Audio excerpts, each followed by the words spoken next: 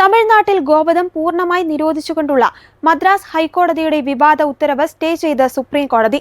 ഹൈക്കോടതി വിധിക്കെതിരെ തമിഴ്നാട് സർക്കാരും വിവിധ സംഘടനകളും നൽകിയ ഹർജികൾ പരിഗണിച്ചാണ് സുപ്രീം കോടതിയുടെ നിർണായക നടപടി.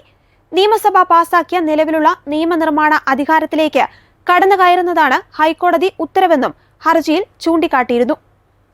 തമിഴ്നാട്ടിൽ നിലവിലുള്ള തമിഴ്നാട് മൃഗസംരക്ഷണ നിയമം 1958 അനുസരിച്ച് ചില നിബന്ധനകളോടെ മൃഗങ്ങളെ കശാപ്പ് ചെയ്യാൻ അനുമതിയുണ്ട്.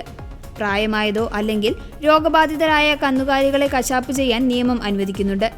എന്നാൽ ഈ നിയമത്തിലെ വ്യവസ്ഥകൾ മറികടന്നുകൊണ്ട് തമിഴ്നാട്ടിൽ ഉടനീളം ഗോവധം പൂർണ്ണമായി നിരോധിക്കാനായിരുന്നു മദ്രാസ് ഹൈക്കോടതി ഉത്തരവിട്ടിരുന്നത്. ഹൈക്കോടതി വിധി തങ്ങളുടെ ഭരണഘടനാപരമായ അവകാശങ്ങളെയും കന്നുകാലി വളർത്തിനെ ആശ്രയിച്ച് ജീവിക്കുന്ന കർഷകരുടെയും കശാപ്പുകാരുടെയും ഉപജീവന മാർഗത്തെയും പ്രതികൂലമായി ബാധിക്കുമെന്ന് ചൂണ്ടിക്കാണിച്ചാണ് ഹർജിക്കാർ സുപ്രീം കോടതിയെ സമീപിച്ചത്. ഹർജിക്കാരുടെ വാദം കണക്കിലെടുത്ത സുപ്രീം കോടതി മദ്രാസ് ഹൈക്കോടതിയുടെ ഉത്തരവിന് താൽക്കാലിക സ്റ്റേ അനുവദിക്കുകയും വിഷയത്തിൽ വിശദമായ മറുപടി നൽകാൻ എതിർകക്ഷികൾക്ക് നോട്ടീസ് അയക്കുകയും ചെയ്തു. കേസിൽ അന്തിമ തീരുമാനം ഉണ്ടാകുന്നതുവരെ സംസ്ഥാനത്ത് നിലവിലുള്ള 1958 കന്നുകാലി സംരക്ഷണ നിയമപ്രകാരമുള്ള നടപടികൾ തുടരാവുന്നതാണ്.